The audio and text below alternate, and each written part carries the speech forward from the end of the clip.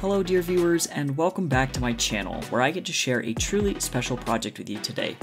I had the wonderful opportunity to create a portrait commission for one of my friends featuring their unique Dungeons & Dragons character, an Aasimar radiating with celestial splendor.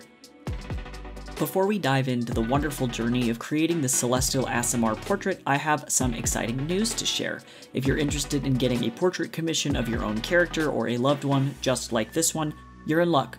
My commissions are currently on sale, and you can learn more on my website. All the information you need can be found in the video description below. I love drawing people's tabletop RPG characters. It is one of my greatest joys in the whole world, and I believe that this particular character was actually from Starfinder, so not quite Dungeons & Dragons, but in the same realm, and the character was an absolute delight. What I love about tabletop role-playing characters is their uniqueness, and whether the person who designed the OC created one with their own unique backstory, or whether or not the character is just a self-insert, every single one of them is precious and must be protected at all costs. I'm very grateful to everyone who commissions me that has loads of reference photos, and this particular commissioner had great ones, so it was very easy for me to get started on this particular drawing. I knew that I wanted every aspect of this portrait to reflect not only the character's celestial heritage, but also their bright and bubbly personality. The reference photos that I was sent all showcase this character just beaming. She was so happy, and I thought that that was really, really cute. I was very excited to have an expression that was just light, airy, and just radiating joy. Her name is Reverie, and if that doesn't show through with her bright personality, I don't know what does. After laying down the initial sketch and getting it approved by the client, it was time to give life to the character by moving on to the line art.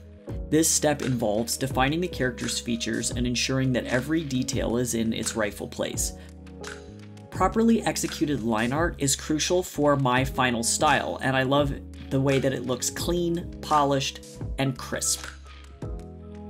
When I do my commissions, I typically give the commissioner approval at 3 different stages. The first is after the sketch, then there's one after flat color, and then finally there's one at special effects, or final rendering, at around 70% completed.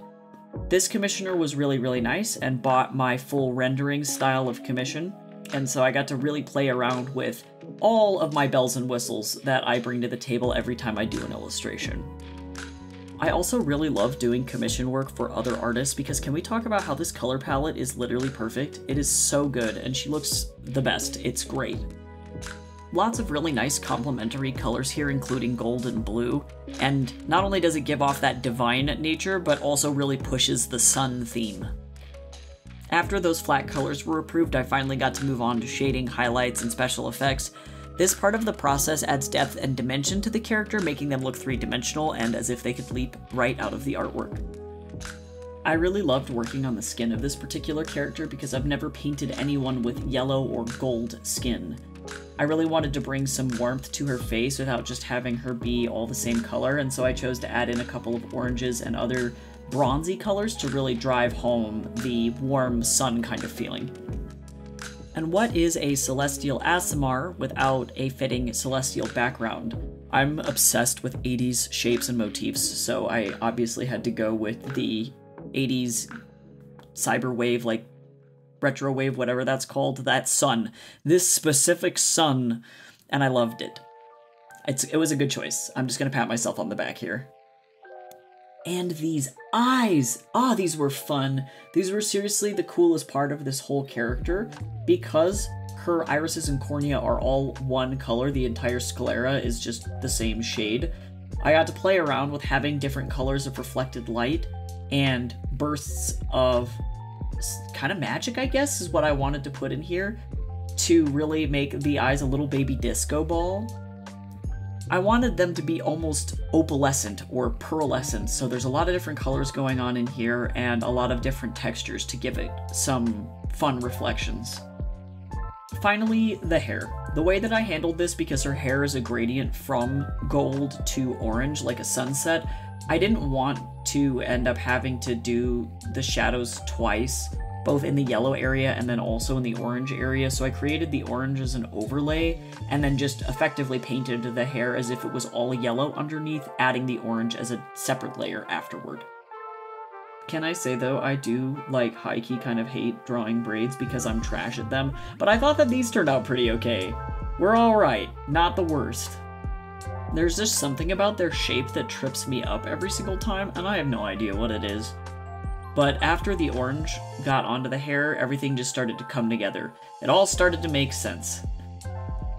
And then from this point, it is what I would call the easier details, and in portraits, this typically tends to be the inside of the mouth, the teeth, and the clothes. I really loved this very space-agey kind of design on the collar. To me, it was very reminiscent of the 1950s. It was like Jetson-like to me, does that make sense?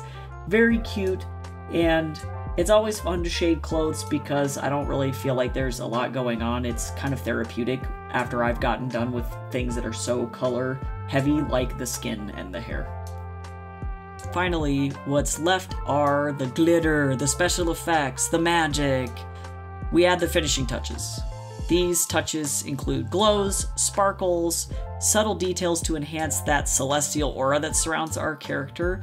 A celestial character should look absolutely radiant, and I definitely wanted to drive that home. With some added hair wispies and a couple of texture brushes to break up the background, she is finally done. All in all, I was so blessed to get to work on this character. I really love commissions like these a lot, so thank you to the commissioner. I appreciated you trusting me with your baby. Do you have any D&D characters or OCs that are your favorite right now? Let me know in the comments. I don't have any D&D characters right now because I am a perpetual DM, but that's okay, because that just means that I get to enjoy your characters all the more. There you have it, a Celestial Aasimar portrait, Reverie, a true labor of love. I hope you enjoyed watching the process of bringing this extraordinary character to life as much as I enjoyed creating it. If you are interested in having a portrait commission made of your character, please feel free to reach out to me. Thanks for tuning in. Like, subscribe, all of that good stuff. And until next time, remember to keep nurturing your creativity and never stop creating. See you soon.